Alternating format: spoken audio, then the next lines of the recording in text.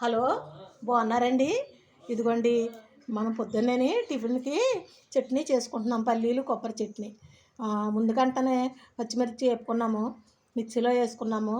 ఇదిగో పల్లీలు వేపుకున్నాము. ఈ పల్లీలు కూడా ఇందులో వేసుకుంటాము. ఈ కొబ్బరి, ఈ చింతపండు కొంచెం వేసుకుని ఇవన్నీ కలిపి మిక్సీ పట్టుకుని లాస్ట్లో తాలింపులో వేసుకుంటాము.